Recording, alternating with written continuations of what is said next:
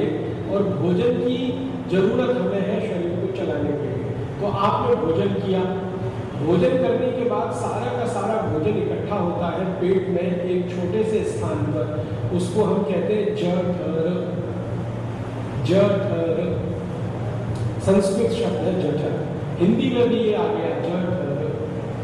अंग्रेजी में इसको कहते हैं एपिगैस्ट्रियम और इसका एक और नाम है हिंदी में आमाशय। जठर, आमाशय, एपिगैस्ट्रियम, ये एक स्थान है हमारे पेट में है।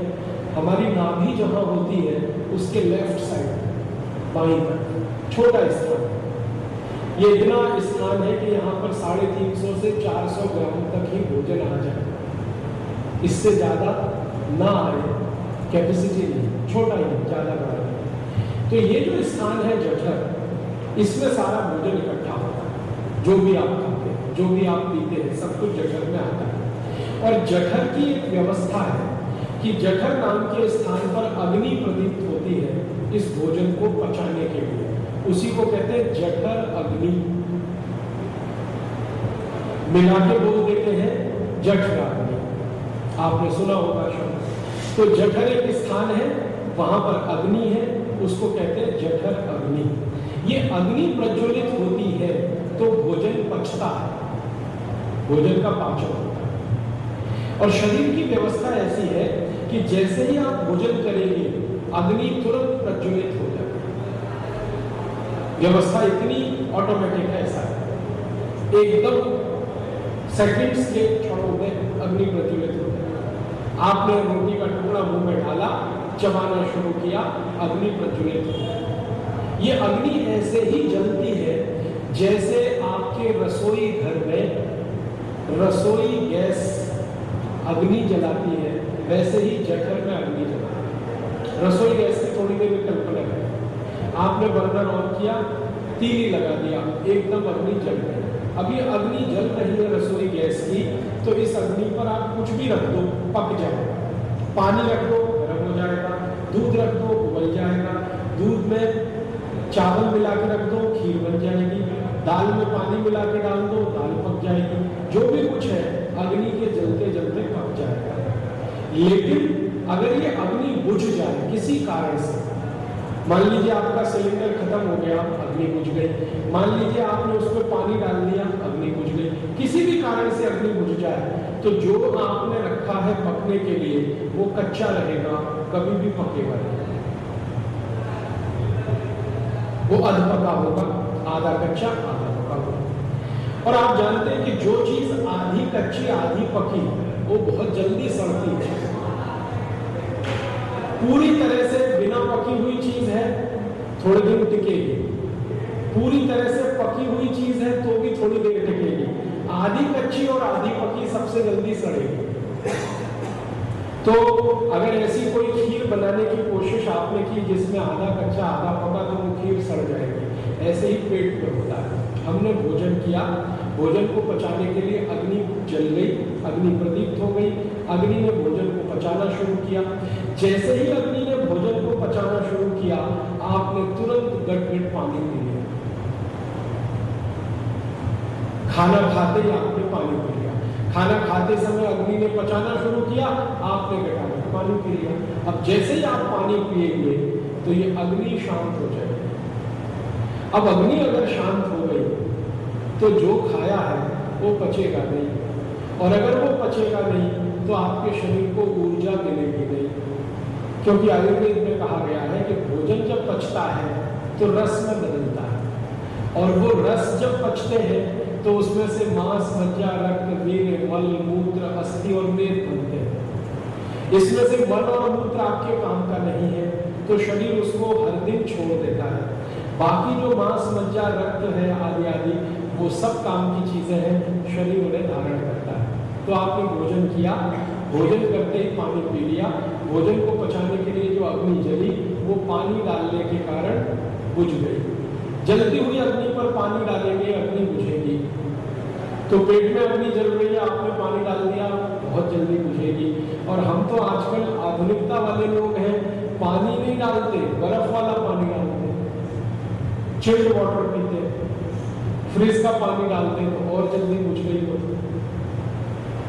अब जब सब बुझ गया तो कुछ पचा नहीं तो सड़ेगा तो रस नहीं बनेगा, विष बनेगा, और उस विष में से 103 बीमारियां पैदा होंगी। 103। भोजन करते ही जो लोग पानी पीते हैं उनको सबसे पहली बीमारी आती है, वो है गैस, एसिडिटी, फिर हाइपर एसिडिटी, फिर हाइपर एसिडिटी के बाद अल्सर के बाद पेप्टिक अल्सर, फिर ये लंबी सूची होते अंत में आता है कैंसर, और कैंसर के बाद कुछ नहीं आता, क्योंकि उसके बाद मृत्यु आती है। तो आप सोचिए कि हमारे जीवन में हम कितनी बड़ी भूल कर रहे हैं, खाना खाते ही अगर पानी पी रहे हैं, कितनी बड़ी भूल का परिमाण कितना बड़ा, माने इसका रिजल्ट कितना खतरनाक है कि आप एसिडिटी में फंसे, हाइपर एसिडिटी में फंसे, अल्सर हो जाए, पेप्टिक अल्सर हो जाए, पीसीओ बीमारियों में होते कैंसर तक पहुंच जाए। पेट का कैंसर जिनको भी होता है, आहार नली का कैंसर जिनको भी होता है, उसकी शुरुआत एसिडिटी से ही होती है, ये ध्यान रखिए। और एसिडिटी की शुरुआत होती है खाना खाते ही पानी पीने से। इसलिए भागवत जी का सूत्र है, भोजनांते विषम पानी, माने भोजन के अंत में पानी जहर है, ना पिए। सीधी सी बात, भोजन करते ही पानी ना पिए। अब तुरंत आपके मन में प्रश्न है, कब तक, कितनी देर तक पानी ना पिए? तो भागवत जी ने इसके लिए दूसरा सूत्र दिया कि हम जो भोजन करते हैं इसके पचने के 3 चरण हैं। सारा भोजन पहले लिक्विड और सॉलिड एक दूसरे में मिक्स होता है। जो पतला खाया लिक्विड, जो ठोस खाया एक दूसरे में मिक्स होता है, और वो पेस्ट जैसा होता है, पेस्ट।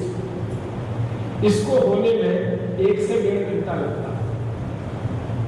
स्वस्थ व्यक्ति है तो 1 घंटे में हो जाएगा, थोड़ा बीमार है तो 1.5 घंटे, ज्यादा बीमारी की स्थिति में 2 घंटे भी लग जाते हैं, लेकिन नॉर्मली 1 से 1.5 घंटा।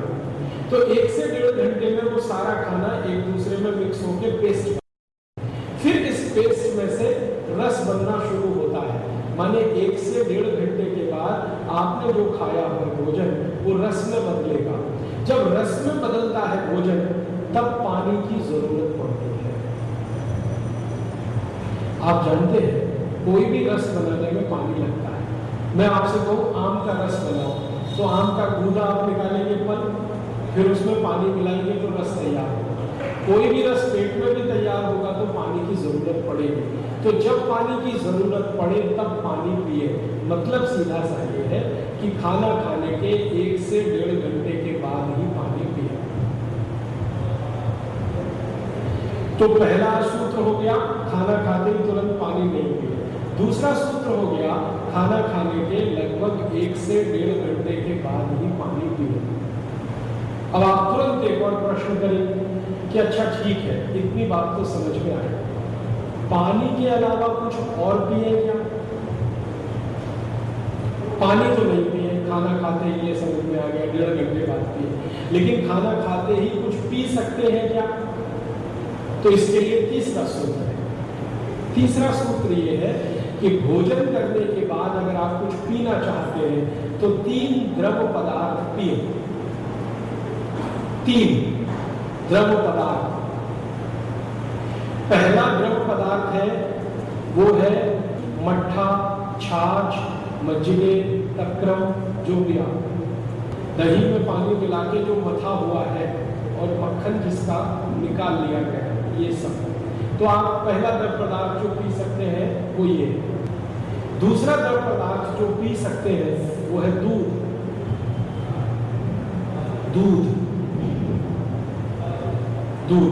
और तीसरा द्रव पदार्थ जो हम पी सकते हैं खाने के तुरंत बाद वो है फल के रस, फलों के रस, जूस। फिर से दोहराता हूं इस सूत्र को, भोजन के तुरंत बाद पानी नहीं पीना है, पहला सूत्र। पानी पीना है तो 1 से 1.5 घंटे के बाद पीना है, दूसरा सूत्र। तीसरा सूत्र है कि कुछ भी पीना है भोजन के बाद तो या तो लस्सी, मट्ठा, छाछ, मज्जिगे, तक्रम, या तो दूध या तो जूस। अब चौथा सूत्र है कि लस्सी कब पीनी है, दूध कब पीना है, जूस कब पीना है। इसका भी समय है। हर समय लस्सी नहीं पी सकते और हर समय दूध भी नहीं पी सकते और हर समय जूस भी नहीं पी सकते। तो आयुर्वेद में भागवत जी ने कहा, उनके शास्त्र में अष्टांग हृदय में, कि मट्ठा पीने का, छाछ पीने का, तक्रम पीने का समय है दोपहर का। दोपहर को भोजन के बाद आप लस्सी, छाछ, मज्जिगे, तक्रम आदि पिए। दूध पीने का समय है शाम का और जूस पीने का समय है सवेरे का। सवेरे के समय आप कुछ खा रहे हैं, मतलब सीधा सा नाश्ता है, ब्रेकफास्ट, तो आप जूस पिए। दोपहर का खाना खा रहे हैं, मतलब लंच, तो आप लस्सी, मट्ठा, छाछ आदि पिए। और रात का खाना खा रहे हैं तो दूध। रात का माने शाम का। रात्रि भोजन निषिद्ध है अष्टांग हृदय में। गलती से मेरे मुंह से रात निकल जाए तो उसको समझना सूर्यास्त के पहले। भागवत जी ने कहा है कि सूर्यास्त से 40 मिनट पहले भोजन हो जाए तो अच्छा है। तो आप शाम का खाना खाएं तो दूध पी सकते हैं, दोपहर का खाना खा रहे हैं तो आप हमेशा लस्सी और मट्ठा पी सकते हैं, सुबह का खाना खा रहे हैं तो जूस पी सकते हैं। अब कुल मिलाकर मैंने आपको 4 सूत्र बता दिए। फिर से रिपीट करता हूं ताकि याद हो जाए। लिख लिया है आपने तो अच्छा, छूट गया हो तो फिर। पहला सूत्र था खाना खाते ही तुरंत पानी न पिए। दूसरा सूत्र था खाना खाने के 1 से 1.5 घंटे के बाद पानी पिए। तीसरा सूत्र था खाना खाते ही अगर कुछ पीना है तो लस्सी, मट्ठा या जूस पिए। लस्सी, दूध और जूस पिए। और आखिरी सूत्र अभी तक का जो है वो ये कि लस्सी पीनी है, मट्ठा पीना है तो दोपहर को पिए, दूध पीना है तो शाम के भोजन के बाद पिए, और जूस पीना है तो सवेरे के भोजन के बाद, माने ब्रेकफास्ट के बाद। अब इसमें आपके मुझे सवाल आएगा कि जूस सवेरे क्यों पीना, शाम को क्यों नहीं पी सकते? मट्ठा या लस्सी दोपहर को क्यों पीना, रात को क्यों नहीं पी सकते? और दूध रात को ही क्यों पीना, शाम को ही क्यों पीना, दिन में क्यों नहीं पी सकते? बात ऐसी है कि हमारा जो शरीर है ना, ये बहुत व्यवस्थित है, बहुत व्यवस्थित है। इसकी व्यवस्था है, भगवान की बनाई हुई, ईश्वर की बनाई हुई, वो हमारी आपकी बनाई हुई। इसकी व्यवस्था क्या है कि इस शरीर में भोजन को पचाने के लिए अलग अलग तरह के रसों की जरूरत पड़ती है, जिनको आधुनिक विज्ञान में हम एंजाइम्स कहते हैं। दूध को पचाने के लिए कुछ खास तरह के एंजाइम्स होने चाहिए, दही को पचाने के लिए कुछ खास तरह के एंजाइम्स चाहिए, और जूस को पचाने के लिए कुछ खास तरह के एंजाइम्स चाहिए। ये तीनों हमें चाहिए शरीर में। अब दूध को पचाने वाले जो एंजाइम्स हैं वो शाम को ही सबसे ज्यादा होते हैं पेट में। शाम को जब सूरज ढलना शुरू होता है और अस्त होने तक सबसे ज्यादा एंजाइम्स पेट में, जठर में होते हैं दूध को पचाने वाले। दोपहर जब सूरज एकदम तमतमाता हुआ होता है तीव्रता में, तो एंजाइम्स होते हैं दही और लस्सी को पचाने वाले। और सुबह के समय जब हम सोकर उठते हैं और सूर्योदय हो चुका होता है, उस समय एंजाइम्स होते हैं जूस को पचाने वाले, फल को पचाने वाले। तो भागवत जी का ये कहना है, या शास्त्रकों का ये कहना है, शास्त्रज्ञों का ये कहना है, सभी का ये कहना है, भागवत जी अकेले नहीं, आयुर्वेद के सभी विशेषज्ञ ये कहते हैं कि जब जिस चीज को पचाने वाले एंजाइम्स हो, उस समय वो चीज को खाएंगे और पिएंगे तो उसका एक एक कतरा, एक एक बूंद शरीर के काम आएगा। सवेरे जब जूस को पचाने वाले एंजाइम्स आपके शरीर में है तो सवेरे जूस पिएंगे तो जूस की एक एक बूंद आपको पचेगी ठीक से। ऐसे दोपहर को दही और मट्ठे के एंजाइम्स हैं तो मट्ठे का एक एक बूंद शरीर के काम आएगा, और ऐसे ही दूध वाले एंजाइम्स जब है तो दूध की एक एक बूंद काम आएगी। तो कहा गया है